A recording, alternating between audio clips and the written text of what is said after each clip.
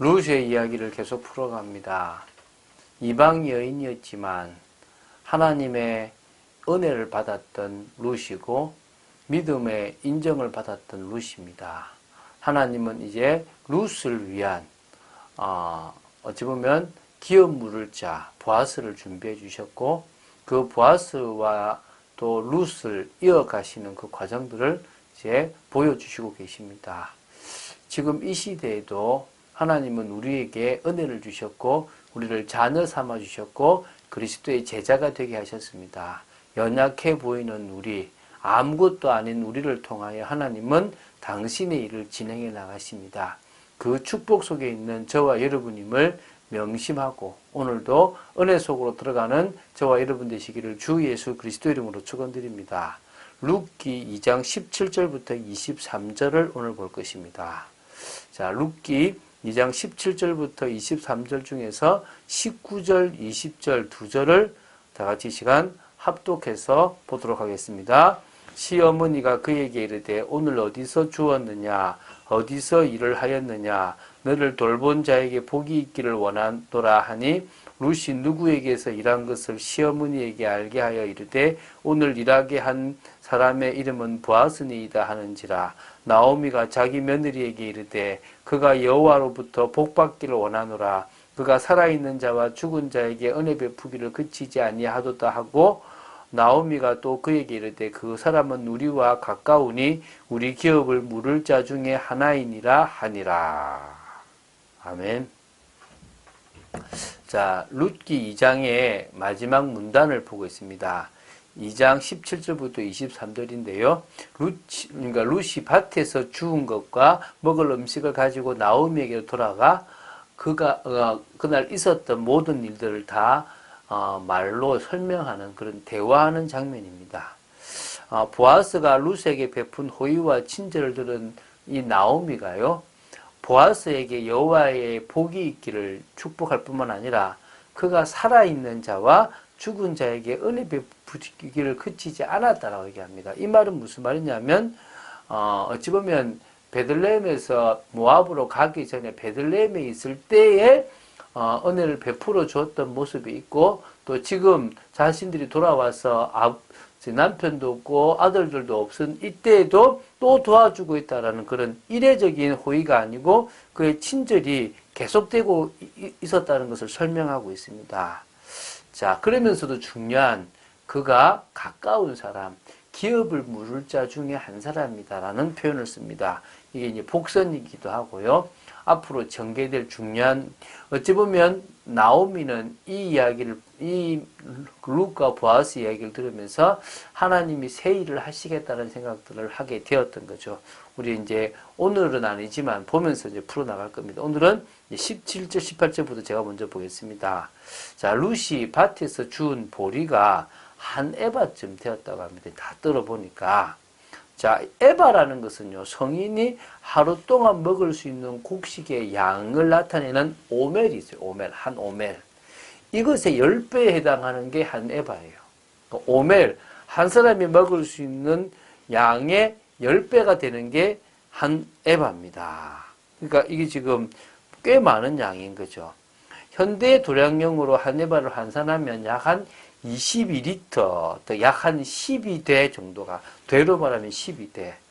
그러면 이게, 룻과 나오미 두 사람이 5일 동안을 먹을 수 있는 그런 양입니다. 왜? 한 오멜이 한 사람이 하루 동안 먹을 수 있는 양이니까 10배니까 두 사람이 5일 동안을 먹을 수 있는 그런 양인데요. 하루 동안의 이삭 줍기를 통해서 이 정도 얻은 거는 너무나 많이 얻은 거죠. 그래서 이 이삭을 주운 이유가 시어머니를 섬기기 위함이니까 주운 것을 보여주고 또 점심때 음식을 먹으면서 자신의 시어머니를 생각하니까 음식을 빼놓고도 자신은 배불리 먹고 그것을 가져와서 어머니께 드린 거라고 보시면 되겠죠. 19절, 20절을 보면요. 시어머니가 묻습니다. 이게 너무 궁금하죠. 이 정도의 양을 줍는다는 게 여자로서는 쉽지 않은 일이라는 것을, 아니 불가능한 일이라는 것을 나오미가 잘 알고 있으니까 오늘 어디서 주었느냐, 어디서 일을 하였느냐라고 자꾸 이제 질문을 하게 됩니다. 그러면서 너를 돌본 자에게 복이 있기를 원한다라는 얘기를 합니다. 룻이 이제 누구 얘기합니까? 자신에게 호의를 베푼 사람이 보아스라는 사실과 더불어 베풀어 주신 여러 이야기들을 쫙 이야기합니다. 그러니까 이제 나오미가 이제 룻에게 뭐라냐면 그 보아스가 여호와께로부터 복 받기를 원한다라고 축복부터 하고요. 그러면서 이제 다시 말해 룻이 아는 보아스 말고 진짜 또 보아스를 설명해요. 그거 뭐냐면 살아있는 자와 죽은 자에게 은혜 베푸기를 그치지 않았다. 이 말은 엘리멜렉이나 자신의 말론과 기럨 두 아들이 있을 때에도 은혜를 베푸고 호의를 베푸는 일을 계속했는데 지금 죽고 나서도 지금 그 보아스가 호의를 베풀고 있구나. 왜? 엘리멜렉에 가까운 자니까 지금 하고 있다라고 이야기를 하고 있는 겁니다. 그러면서 이제 나오미가 뭐냐면 중요한 사실입니다. 가까운 사람이다. 친족이다. 우리의 기업을 물을 자 중에 하나이다. 사실 보아스보다 더 가까운 사람이 한 명 있긴 있습니다. 그런데 나중에 나오게 되는데요. 어쨌든요, 이 기업을 물을 자 중에 하나라는 게 중요한 말입니다. 이게 이제 구약에서 고엘이라는 제도인데요. 이 고엘이라는 제도가 어떻게 써지냐 그러면 친족의 죽음에 대하여 살인자를 찾아 죽이는 피해 보수자라는 의미가 있었습니다. 그렇지만 이 본문에서는 두 가지 측면을 고려할 수 있습니다. 그 중에 먼저 한 가지는 법률적 의미로서 구속자를 말합니다. 이때는 정당한 대가를 지불하고 남에게 팔린 땅을 되찾거나 노예로 팔린 사람을 도로 자유를 주는 그 일을 하는 게 이 고엘의 첫 번째고요. 다른 것은 뭐냐면 일반적으로 하나님께 대하여 자주 사용되는데 지불의 개념 없이 당신의 백성을 위하여 자비를 베푸시는 하나님의 행동을 말합니다. 이런 자기의 백성, 친족을 모든 악, 불의, 궁핍, 질병에서부터 구원하는 그런 자라는 뜻이 있는 거죠. 이게 고엘입니다. 이해가 되시죠? 그죠? 고엘이 뭐라고요? 피해 보수라는 의미가 있는데 그것보다 여기서는 뭐란 말입니까?